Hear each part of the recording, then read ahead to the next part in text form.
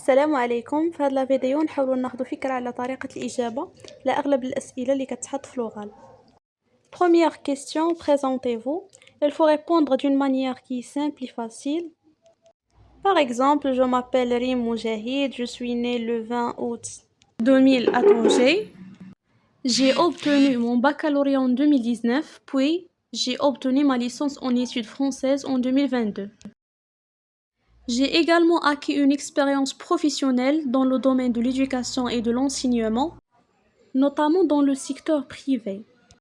Je suis particulièrement motivée par ce métier car j'aime transmettre mes connaissances et accompagner les apprenants dans leur apprentissage.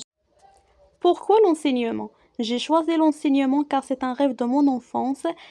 C'est également le domaine dans lequel je me sens à l'aise et plus épanouie. Pour moi, être une enseignante, ce n'est pas seulement exercer un métier, mais c'est aussi contribuer à la formation des générations futures. Pourquoi avez-vous choisi l'enseignement secondaire? J'ai choisi l'enseignement secondaire car il permet d'enseigner ma matière de spécialité, le français. Cela me permettra de concentrer davantage sur ma discipline, de développer continuellement mes compétences et d'approfondir mes connaissances afin d'être toujours à la hauteur des exigences du métier d'enseignement. Quelle valeur ajoutée pouvez-vous apporter au système éducatif? Je souhaite apporter une valeur ajoutée à travers mon sérieux, ma motivation et ma passion pour l'enseignement. En tant qu'enseignante de français, je voudrais aider les élèves à développer leurs compétences linguistiques, mais aussi leur confiance en eux et leur capacité à communiquer. Je souhaite également utiliser des méthodes pédagogiques modernes et adaptées aux besoins des élèves afin de rendre l'apprentissage plus efficace et motivant. Comment gérer une classe? Je vais gérer ma classe avec bienveillance, fermeté et écoute, tout en établissant des règles claires pour créer un climat favorable à l'apprentissage. Comment un professeur peut-il réussir? Un professeur peut réussir en tant compétent à l'écoute de ses élèves et capable de s'adapter à leurs besoins tout en continuant à se former. Comment réussir à transmettre un savoir? Pour réussir à transmettre un savoir, il faut utiliser des méthodes adaptées, simplifier les notions complexes et favoriser la participation des apprenants. Quel est le profil d'un bon enseignant? Un bon enseignant est compétent, patient à l'écoute et capable de s'adapter aux besoins des élèves. Quelle est la différence entre l'enseignement public et l'enseignement privé?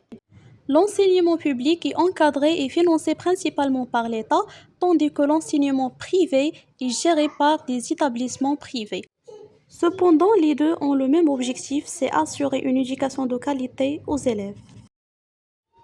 Que ferez-vous si un élève frappe sur le tableau pendant que vous écrivez? Je resterai calme et ferme, je lui demanderai d'arrêter immédiatement et je lui rappellerai les règles de respect de notre classe ou bien la charte de la classe. Que faites-vous si un élève refuse de travailler? Je cherche d'abord à comprendre la raison, puis je l'encourage à participer. Que ferez-vous si un élève chante en classe? Je lui donnerai un avertissement et je continuerai mon cours et après la séance, je vais parler avec lui. Que faites-vous face à un élève en difficulté? Je l'accompagne et j'adapte mes activités à ses besoins. Que faites-vous si un élève ne comprend pas votre cours? Je reformule l'explication et je lui propose un exemple simple ou une activité adaptée. Comment motiver les élèves? Je varie les activités, j'encourage les élèves et je valorise leurs efforts. Que pensez-vous de l'utilisation du numérique en classe? L'ITIS en général facilite l'apprentissage et rend le cours plus interactif. Avez-vous une idée sur le domaine informatique?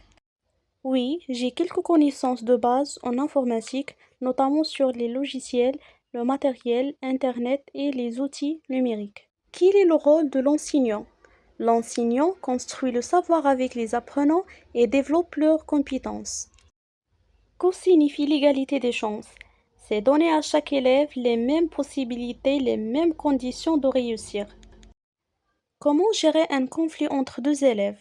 Je reste neutre, j'écoute les deux élèves et je cherche une solution équitable. Comment créer une bonne relation avec les élèves? Je respecte mes élèves, je les écoute et je fixe avec eux des règles à respecter. Quels sont les documents d'un enseignant de la langue française? Le cahier des textes, un cahier pour noter, la fiche pédagogique et les orientations pédagogiques. Quelles sont les étapes d'une leçon? La mise en situation, l'observation et la construction du sens, la trace écrite, l'application et l'auto-apprentissage. Qu'est-ce que les sciences de l'éducation?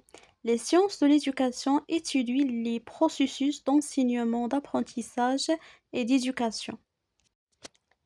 Qu'est-ce que la didactique? La didactique, c'est l'art ou la manière d'enseigner les notions propres à chaque discipline. La didactique s'intéresse aux méthodes, techniques et procédés d'enseignement en étudiant comment les contenus sont transmis aux apprenants.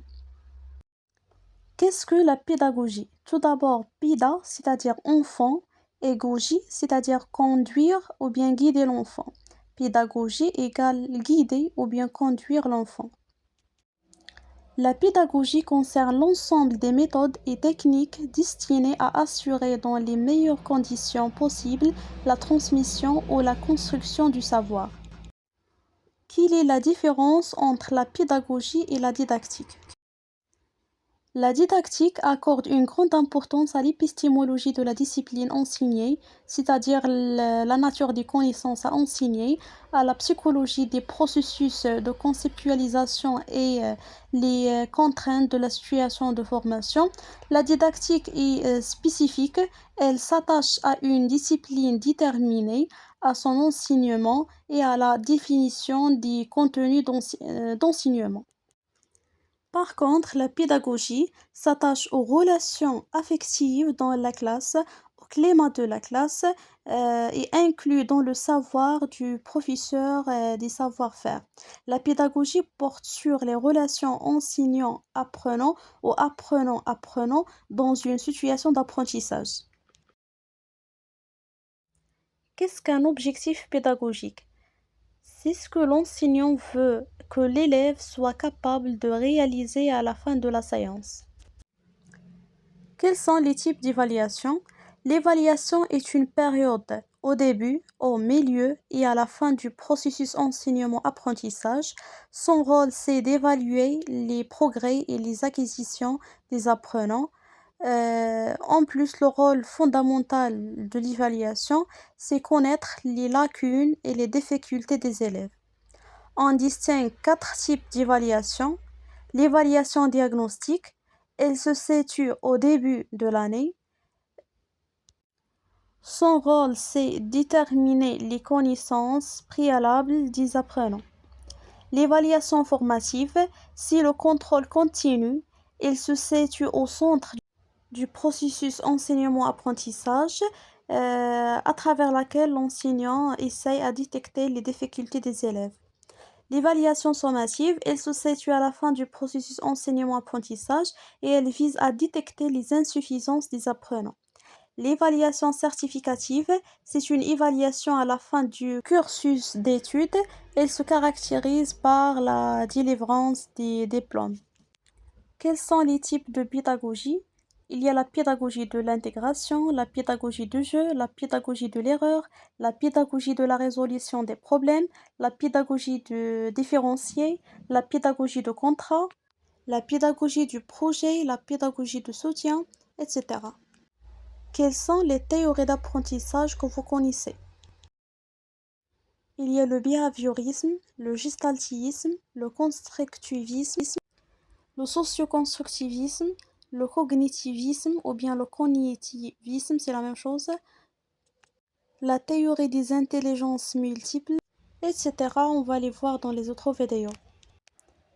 Quels sont les types de planification des apprentissages? Il y a la planification à court terme, la planification à moyen terme et la planification à long terme.